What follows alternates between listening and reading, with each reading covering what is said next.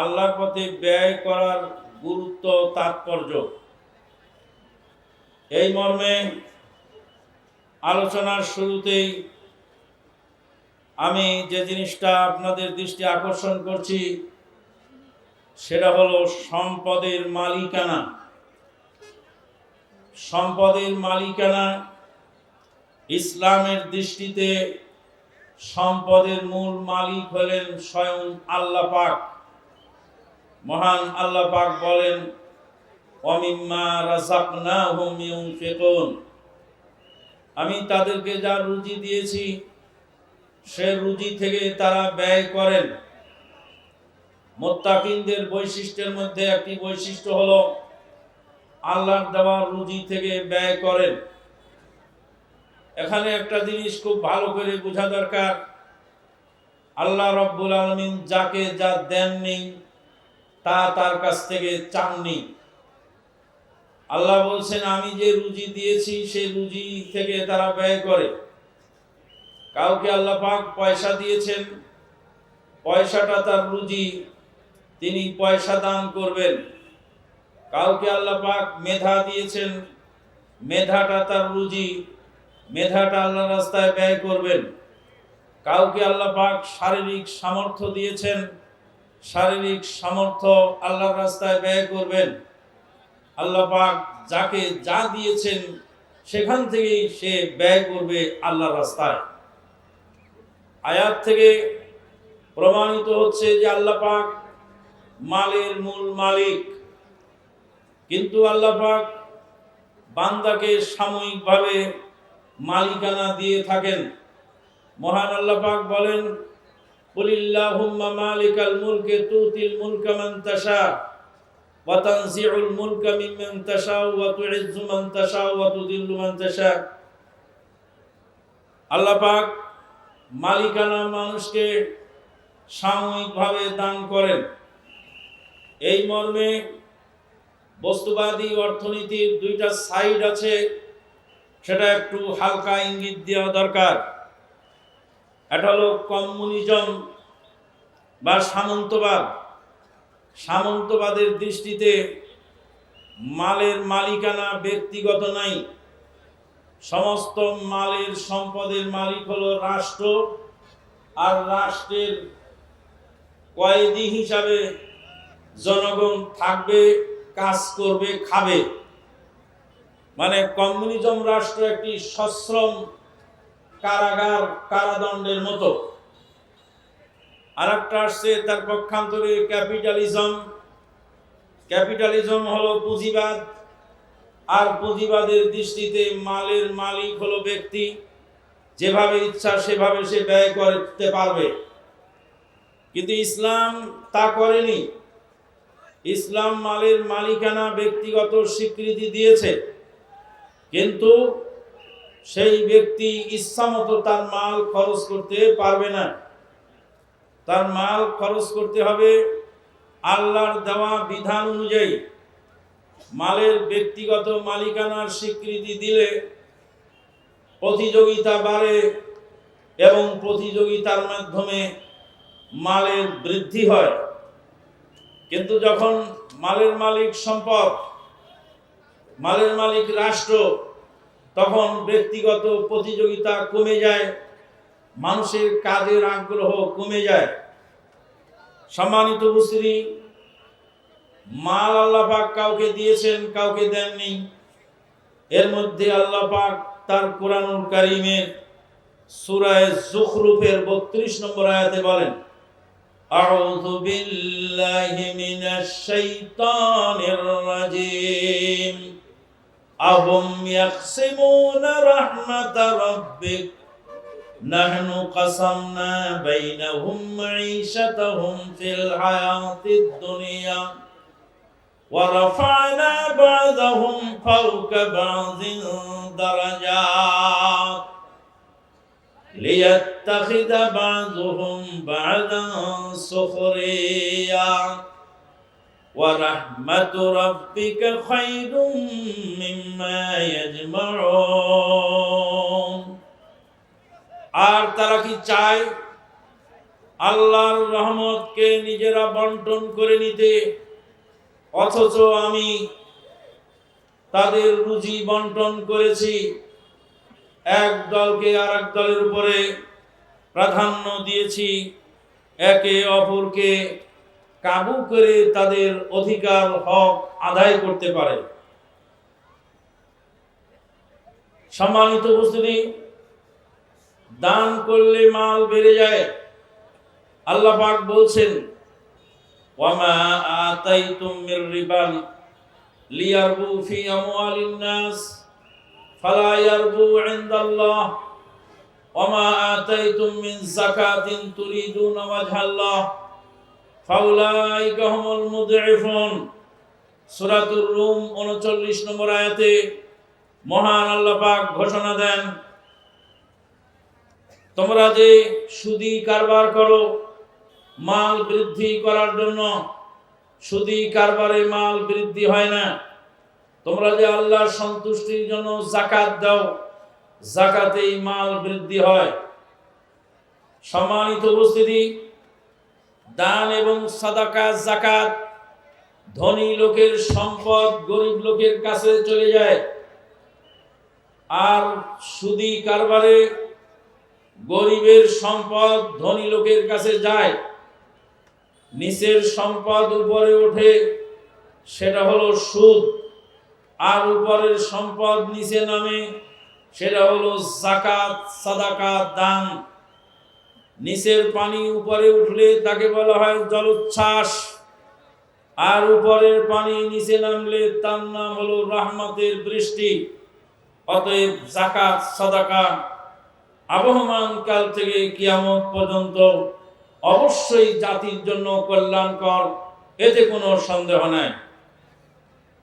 আল্লাহ রাব্বুল আলামিন আমাদেরকে যা শিখিয়েছেন, আল্লাহর নবী সাল্লাল্লাহু আলাইহি ওয়াসাল্লাম হাদিসের মাধ্যমে আমাদেরকে যা জানিয়েছেন, তা হলো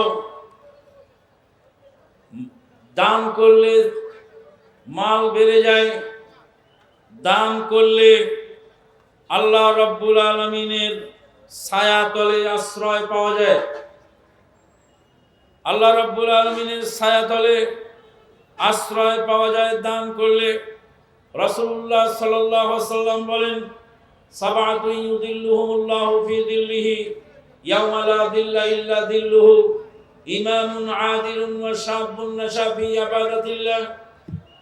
এই হাদিসের মধ্যেই বলা হয়েছে, ওয়ারাজুলুন তাসাদ্দাকা বিসাদাকাতিন ফাআখফাহা হাত্তা লা তা'লামা শিমালুহু মা তুনফিকু ইয়ামিনুহু। এই হাদিসে বোঝা গেল আল্লাহ রাব্বুল আলামিন সেদিন নিজের ছায়ায় আশ্রয় দান করবেন 7 শ্রেণীর মানুষকে। তার মধ্যে এক শ্রেণীর হবে দাতা শ্রেণীর লোক। 3 নম্বর, দান করলে কবরের উত্তাপ বন্ধ হয়ে যায়। দানের এত পাওয়ার আল্লাহ পাক দিয়েছেন, দানের মাধ্যমে কবরের উত্তাপ বন্ধ হয়। আল্লাহর নবী সাল্লাল্লাহু আলাইহি ওয়াসাল্লাম বলেন, ইন্নাস সাদাকাতা লা তুতফিউ আন আহলিহা আররাল কুবুর। নিশ্চয়ই সাদাকার এতই পাওয়ার আল্লাহ দিয়েছেন, সাদাকার কারণে সাদাকা যিনি করবেন তার কবরের উত্তাপকে প্রোটেকশন দেবে, কবরের আযাবকে মাফ হবে, কবরের শাস্তি তার জন্য বন্ধ হয়ে যাবে। দান এত বড় পাওয়ারফুল ইবাদত। আল্লাহ নবী আরো বলেন, ওয়া ইন্নাল মুমিনু ইয়াস্তাদিল্লু ওয়া ইন্নামা ইয়াস্তাদিল্লুল মুমিনু ফি দিল্লি সাদাকাতিহি ইয়াউমাল কিয়ামাহ।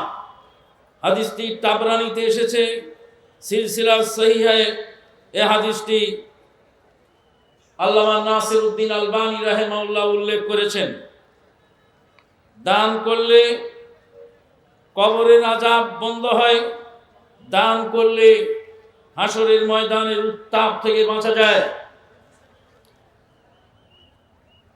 আল্লাহর নবী সাল্লাল্লাহু আলাইহি ওয়াসাল্লাম বলেন, দান এমন একটি জিনিস, আল্লাহ পাক তার দানকে পালন করেন, লালন পালন করে বড় করেন।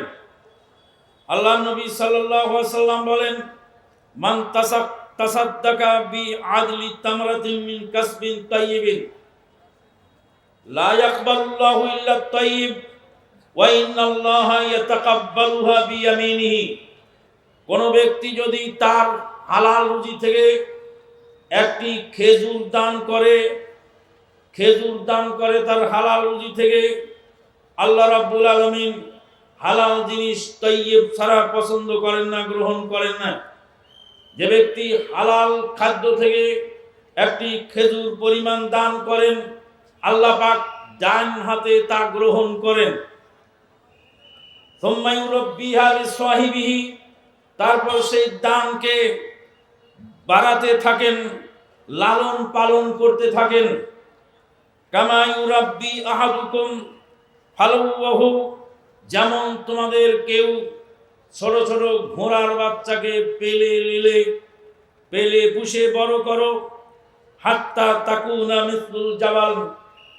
মিসলাল জাবাল, সেটা পাহাড় পরিমাণ হয়ে যায়।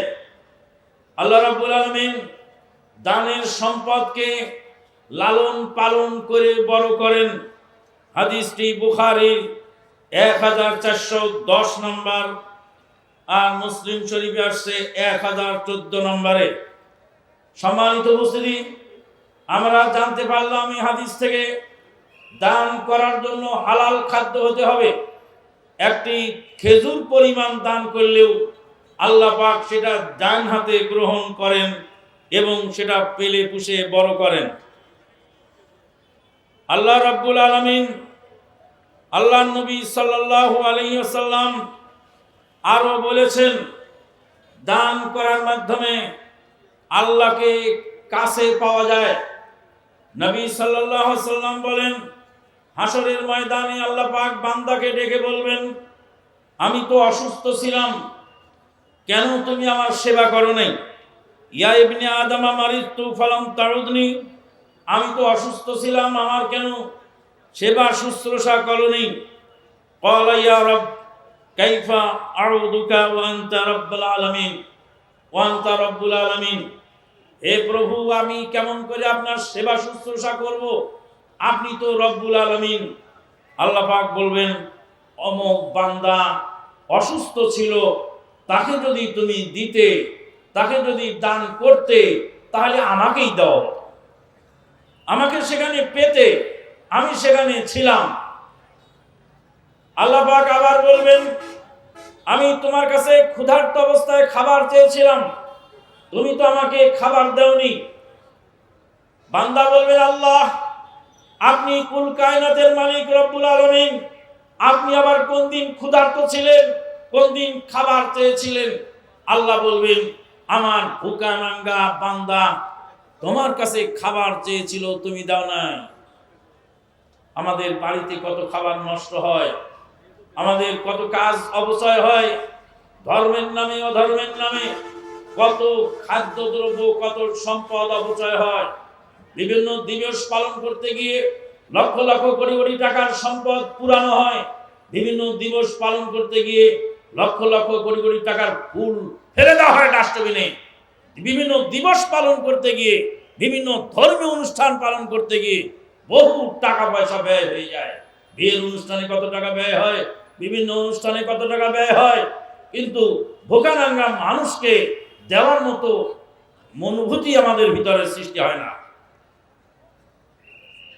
জাহান্নামের কঠিন শাস্তি থেকে বাঁচার জন্য একটি নেক আমল আছে, সেই নেক আমল হলো এই সাদাকা।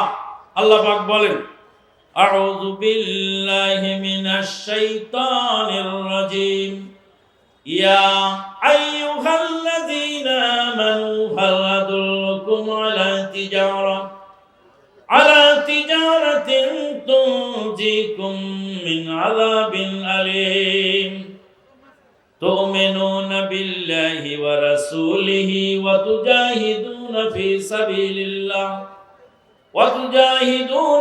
সাবিলিল্লাহি বিআমওয়ালিকুম ওয়া আনফুসিকুম যালিকুম খায়রুল লাকুম ইন কুনতুম তা'লামুন। আল্লাহ পাক বলছেন, হে ঈমানদার বান্দা বান্দীগণ, তোমাদেরকে কি এমন একটি ব্যবসার কথা বলবো না, যেই ব্যবসা তোমাদেরকে কঠিন আযাব থেকে নাজাত দিবে? ব্যবসা হলো আল্লাহর প্রতি ঈমান আনা। তুমিনুনা বিল্লাহি ওয়া রাসূলিহি ওয়া তুজাহিদুনা ফি সাবিলিল্লাহি বিআমওয়ালিকুম ওয়া আনফুসিকুম। আল্লাহর রাস্তায় তোমরা সংগ্রাম করবে তোমাদের অর্থ সম্পদ দিয়ে এবং জীবন দিয়ে। আল্লামা কুরতুবী রাহিমাহুল্লাহ বলেন, এই আয়াতের ব্যাখ্যায় মালটা যুদ্ধের ময়দানে আগে লাগে আর জীবনটা লাগে পরে।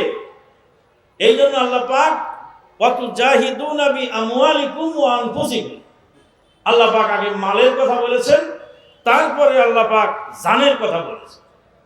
এখানে আরেকটা বিষয় আছে, তাহলে মানুষ যখন মারা যায়, শহীদ হয়, তখন মালটা তার থাকে না। কাজেই শহীদ হওয়ার আগে মালটা দাও, তারপরে জানটা দাও। জান দেওয়ার পরে তার মাল দেওয়ার এখতিয়ার তোমার নাই। জানটা যখন চলে গেল, বান্দা যখন শহীদ হয়ে গেলেন, তখন তো যে মালটা দুনিয়ায় রয়ে গেল, সেই মাল সে দান করার সুযোগটা থাকে না। শুধু তাই নয়, সেই মালটা অন্য লোকের হয়ে যায়। আল্লাহ নবী সাল্লাল্লাহু আলাইহি ওয়াসাল্লাম বলেন, তোমার মাল হলো, আল্লাহর বান্দা বলেন মালি মালি, আমার মাল আমার মাল, কিন্তু তোমার মাল হলো এটা যেই মাল তুমি খেয়ে হজম করে ফেলেছ, খেয়ে যেটা শেষ করেছো সেটা তোমার মাল, যেটা এখনো খাওনি সেটা তোমার নয়। আর যেই পোশাক তুমি পরে পোশাকটা তুমি ছিঁড়ে ফেলেছো, মা আকালা ফাবনা ফাবনা আউলা বিসা ফাবলা, পরে ছিঁড়ে ফেলেছে, পুরাতন করেছে, সেটা তার মাল। যেটা খেয়েছে সেটা তার মাল। মালের মালিক সে নয়, যেটা খেয়ে ফেলেছে সেটাই শুধু, আর যেটা রয়ে গেছে সেটার মালিকানা এখনো তার নাই। যেটা দান করেছে সেটা এক নাম্বার হলো যেটা খেয়ে হজম করেছে, দুই নাম্বার হলো যেটা পরে পুরাতন করেছে, আর তিন নাম্বার হলো যেটা দান করেছে। যেটা খেয়ে হজম করেছে সেটাই মূলত তার মাল, খেয়ে হজম করার আগে সেটা তার মাল নয়। আমার চাচা মারা গেলেন, চাচা কবুতরের গোশত দিয়ে ভাত খেতে চেয়েছিলেন, কবুতরের গোশতটা রয়ে গেল। চাচা বাথরুম থেকে এসে মৃত্যুর কোলে ঢলে পড়লেন, কবুতরের গোশতটা তার খাওয়া হলো না। কবুতরের গোশতটা চাচার ছিল না, ওটা আমাদের ছিল। যেটা খেয়ে তুমি হজম করেছো সেটাই তোমার মা। সম্মানিত উপস্থিতি, সিরিয়ার ভূমিকম্পের সময় 3টি হাই রাইজ বিল্ডিং এর মালিক একজন ধনাঢ্য ব্যক্তি, 3 বিল্ডিং এর মালিক, বিরাট বিশাল বিল্ডিং, 3টি তার হাই রাইজ বিল্ডিং এর মালিক। কয়েক সেকেন্ডের মধ্যে ধূলিসাৎ হয়ে গেল ভূমিকম্পে তার সম্পদ। শরণার্থী শিবিরে তিনি গিয়ে হাজির হলেন, 3খানা পাউরুটি তার হাতের মধ্যে দেওয়া হলো, রিলিফের পাউরুটি। সে শরণার্থী শিবিরের তাঁবুর মধ্যে বসবাসকারী অপলক নেত্রে ধ্বংসস্তূপের দিকে তাকিয়ে আছে আর পাউরুটিগুলি দেখছে যে আমি এই বিশাল 3 বিল্ডিং এর মালিক ছিলাম কয়েক সেকেন্ড আগে, আর এখন আমি 3টা পাউরুটির মালিক, তাও এটা রিলিফের পাউরুটি। সিরিয়ার ভূমিকম্পে আরেকজন ধনাঢ্য ব্যক্তি তার বাড়ির ভাড়াটিয়া বেতন ভাড়া দিতে না পারার কারণে বাড়ি থেকে নামিয়ে দিয়েছিল। সেই ভাড়াটিয়া গিয়ে আশ্রয় নিয়েছিল শরণার্থী শিবিরের তাঁবুতে।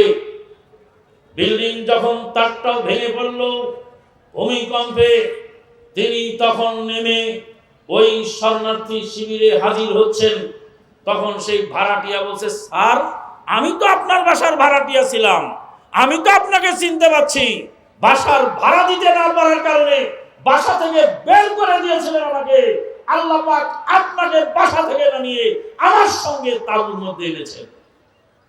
সম্মানিত উপস্থিতি, সম্পদ নিয়ে আমাদের বাড়াবাড়ি, সম্পদ নিয়ে আমাদের বাড়াবাড়ি, সম্পদ নিয়ে আমাদের বাহাদুরি।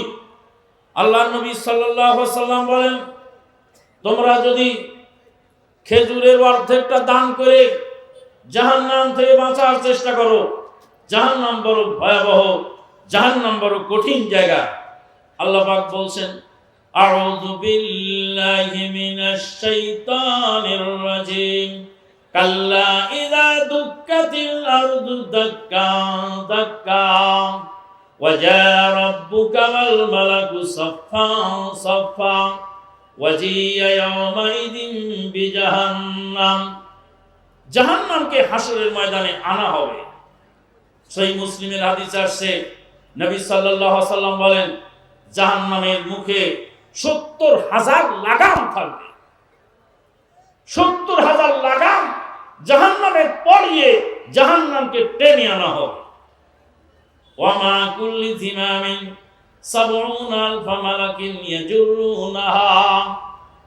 প্রত্যেকটা লাগামের সঙ্গে ৭০,০০০ ফেরেশতা থাকবে। ৭০,০০০ লাগাম, ৭০,০০০ লাগামে, প্রত্যেক লাগামে ৭০,০০০ ফেরেশতা। ৭০,০০০কে ৭০,০০০ দিয়ে গুণন করে যা হয় সেটা হবে জাহান্নামের লাগাম, জাহান্নামের লাগাম টানার ফেরেশতা। জাহান্নামের ফেরেশতা, জাহান্নামকে, আল্লাহর ফেরেশতা জাহান্নামকে টেনে আনবে হাসরের ময়দানে। ওয়া জিয়া বিজাহান্নাম, জাহান্নামকে টেনে আনা হবে। মুসলিম শরীফের হাদিসে আসছে, ৭০,০০০ লাগাম, এক এক লাগামের সঙ্গে ৭০,০০০ ফেরেশতা। ৭০কে ৭০ দিয়ে পূরণ করলে যত হয় তত পরিমাণ ফেরেশতা জাহান্নামকে টেনে আনবে হাসরের ময়দানে। ইয়াজুরুনাহা, জাহান্নামকে টেনে আনবে। ফেরেশতাদের কত পাওয়ার আপনি জানেন? জিবরিল আমিন আলাইহিস সালাতু ওয়াস সালামের ৬০০ পাখা, ৬০০ পাখা একটা ঝাপটা দিলে চোখের পলকে আল্লাহর দরবারে চলে যান জিবরিল আমিন। এত পাওয়ার আল্লাহ তাকে দিয়েছে। এরকম শক্তিশালী ফেরেশতা ৭০,০০০ ফেরেশতা থাকবে জাহান্নামের প্রত্যেক লাগামে। আউযু বিল্লাহি মিনাশ শাইতানির রাজিম, তাকাদু তামাইয়াযু মিনাল গায়জ কুল্লামা উলকিয়া ফিহা ফাওজুন সালাহুম খাদানাতুহা আলাম ইয়াতিকুম নাযীর ক্বালু বালা ক্বাদ জাআনা নাযীর ফাকাযযাবনা ওয়া কুলনা মা নাযালাল্লাহু মিন শাই ইন আনতুম ইল্লা ফি দালালিন কাবীর ওয়া ক্বালু লাউ কুন্না নাসমাউ ওয়া না'কিলু মা কুন্না ফি আসহাবিস সাঈর। জাহান্নাম হুঙ্কার ছাড়বে। জাহান্নামের হুঙ্কারে নবী রাসূলগণ নফসি নফসি বলে আওয়াজ করতে থাকবে। আল্লাহ পাক জাহান্নামের সঙ্গে কথা বলবেন, ইয়াওমা নাকুলু লিজাহান্নাম হাল ইমতালাত ওয়া তাকুলু হাল মিন মাজিদ। আল্লাহ পাক জাহান্নামকে বলবেন, জাহান্নাম, ১৯৯৯ জন লোককে তোর ভিতরে দিলাম, ১,০০১ মানুষ জাহান্নামের বাইরে, ৯৯৯ জন লোক জাহান্নামী হলো। জাহান্নাম, তোমার কি পেট ভরেছে? জাহান্নাম বলবে, আমার আরো হলে হয়, আমার পেট ভরেনি। এত ভয়াবহ জাহান্নাম। জাহান্নামের আযাব এত কঠিন, জাহান্নামীদের গায়ের চামড়া হবে ৩৬ গজ পুরো। জাহান্নামীদের একটা দাঁত হবে উহুদের পাহাড়ের সমান। সেই বিশাল জাহান্নাম আল্লাহ পাক হাজারো বৎসর, লক্ষ বৎসর, কোটি বছর পুড়িয়ে পুড়িয়ে জাহান্নামকে প্রস্তুত করেছেন বান্দাকে শাস্তি দেওয়ার জন্য। আল্লাহর নবী সাল্লাল্লাহু আলাইহি ওয়াসাল্লাম বলেন, সেই জাহান্নামের আযাব থেকে বাঁচা যায় খেজুরের অর্ধেক দান করলে। এত ভয়াবহ জাহান্নাম, এত কঠিন জাহান্নাম, সেই জাহান্নাম থেকে বাঁচা যায় খেজুরের অর্ধেক দান করলে। আল্লাহ নবী সাল্লাল্লাহু আলাইহি ওয়াসাল্লাম বলছেন, আজকে তোমরা দুনিয়া নিয়ে বাড়াবাড়ি পারাপারি করো। দুনিয়া তোমাদের জন্য হয়ে গেছে অনেক কিছু। তোমরা শুনে রাখো, একটি কান কাটা ছাগলের যতটুকু দাম আছে, একটি কান কাটা মরা ছাগলের যতটুকু দাম আছে, ততটুকু দাম নাই, ততটুকু দাম দুনিয়ার নাই। দুনিয়ার শব্দটা দানায়াতুন শব্দ থেকে এসেছে, আর দুনিয়া মাহুদাতুম মিনাদ দানায়াতি লিখিসাতিহা ওয়া রাদাআতিহা। দুনিয়াটা হলো নিম্নমানের জিনিস। নিম্নমানের জিনিসকে বলে শাইউন দানিউন, নিম্নমানের জিনিস। আল্লাহ পাক বলছেন, আল্লাহ নবী সাল্লাল্লাহু আলাইহি ওয়াসাল্লাম বলেছেন, আল্লাহর দরবারে যদি দুনিয়ার মূল্য একটা মশার পাখার সমান হতো, তাহলে কোন কাফেরকে আল্লাহ পাক এক কাতরা পানি দিতেন না। আল্লাহর কাছে দুনিয়ার মূল্য এতই তুচ্ছ। দুনিয়া মাখুজাতুম মিনাদ দুনুবি লিদুনুবি আজালিহা। দুনিয়ার সময়টা খুব কম। আল্লাহ নবী সাল্লাল্লাহু আলাইহি ওয়াসাল্লাম বলেন, কিয়ামতের আগে বছর যাবে মাসের সমান, মাস যাবে সপ্তাহের সমান, সপ্তাহ যাবে দিনের সমান, দিন যাবে ঘন্টার সমান। আজকে দেখুন সময় চলে গেল কিভাবে। চোখের সামনে যারা ছোট ছিল তারা বড় হয়ে গেল। আশাবাস সাগীরা ওয়া আফনাল কাবীর কারুল গাদাতি ওয়া মারুল আশিক। কবি বলছেন, আমাদের চোখের সামনে যুবকরা বৃদ্ধ হয়ে গেল, আর বৃদ্ধরা শেষ হয়ে গেল সকাল বিকালের আগমন এবং প্রস্থানের মাধ্যমে। সম্মানিত উপস্থিতি, আল্লাহ নবী সাল্লাল্লাহু আলাইহি ওয়াসাল্লাম বলেন, আমি তোমাদের দরিদ্রতার ভয় করি না, আমি তোমাদের উপরে ভয় করি তোমাদের সম্পদ বেমানে কুপকাত করে দেওয়া। বালা মুসিবতকে ফিরিয়ে দিতে পারে, বালা মুসিবতের মোকাবেলা করতে পারে, বালা মুসিবতকে প্রোটেকশন দিতে পারে একটি ইবাদত, তার নাম সাদাকা। অতএব আমাদেরকে দান সাদাকার দিকে এগিয়ে আসতে হবে। মানুষ চোখের পলকে মারা যায়, আমিও আপনি সবাই মারা যাব। আজকে এই মুহূর্তে আমাদের দুইটি মৃত্যুর সংবাদ এলো। আমার খালু শ্বশুর মৌলানা বাবর আলী সাহেব, তিনি হঠাৎ করে স্ট্রোক করে মারা গেলেন। আরেকজন খালু শ্বশুর আমার ফেসবুকে লিখেছে, বলছে, জামাই বাবু, মহতারাম জামাই বাবু, তোমার ওয়াজ শুনে তোমার ছোট খালু শ্বশুর লামাযহাবী হয়ে গেছে। লিখেছে পীরের মুরিদ, লিখেছে তোমার ছোট খালু শ্বশুর তোমার ওয়াজ শুনে লামাযহাবী হয়ে গেছে। আমি বলছি, খালুদান আপনিও লামাযহাবী হয়ে যান। যিনি ওয়াজ শুনে লামাযহাবী হয়েছেন তিনি আজকে বিদায় হয়ে গেলেন, আল্লাহ তাকে জান্নাতুল ফেরদাউস নসিব করুন। আমাদের নারায়ণগঞ্জের ২৫০০-এর আরেক ভাই ইহরাম পরা অবস্থায় উমরা করতে গিয়ে মক্কায় যে ইন্তেকাল করলেন। আমাদের অবস্থা এরকমই হবে। কাজেই আমরা দান সাদাকার দিকে উদ্বুদ্ধ হব। দান সাদাকা আমাদের করতে হবে। আহলে হাদিস আন্দোলনকে ঠেকাবার জন্য, আহলে হাদিস আন্দোলনকে কুপকাত করবার জন্য, আহলে হাদিস আন্দোলনকে ধ্বংস করার জন্য ষড়যন্ত্র বহুমুখী চলছে, যা আপনারা বাস্তবে দেখতে পাচ্ছেন। আহলে হাদিস আন্দোলনকে ঠেকাও, আহলে হাদিস আন্দোলনকে থামাও। থামাবার জন্য বহু ছলা কলা কৌশল এক শ্রেণীর মানুষেরা ধর্মের নামে করে যাচ্ছে, কিন্তু আহলে হাদিস আন্দোলনের কবু মরণ নাই। আহলে হাদিস আন্দোলনের মরণ হবে না ইনশাআল্লাহ।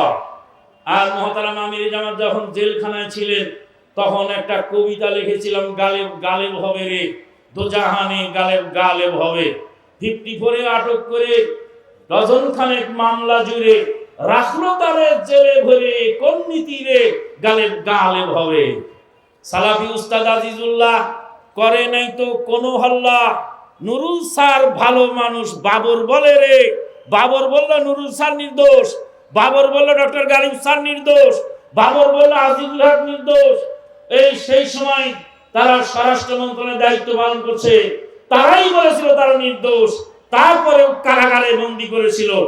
গালেব শব্দের অর্থ হলো বিজয়।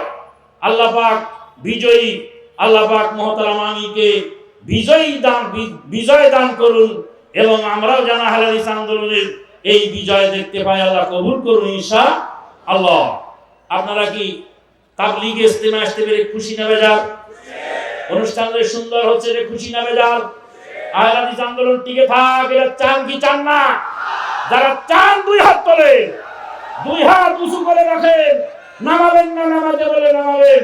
লিল্লাহে তাকবীর। সকল বিধান বাতিল করো।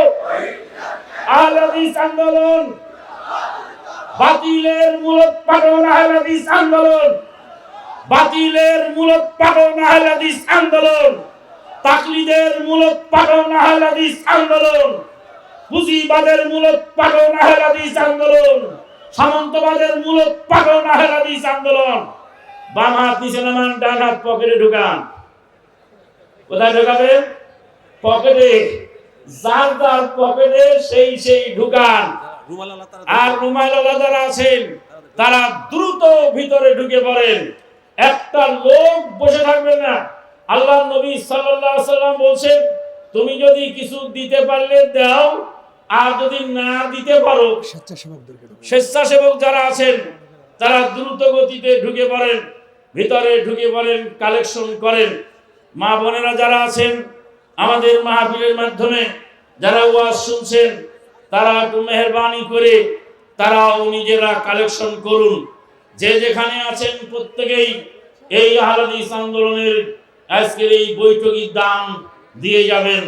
টাকা দেবেন, পয়সা দেবেন, ধান দেবেন, চাল দেবেন, আলু দেবেন, গম দেবেন, পটল দেবেন। যে যা পারবেন তাই দেবেন, যার যা আছে তাই দিতে হবে। আল্লাহ পাক বলেছেন, আমিম্মা রাযাকনাহুম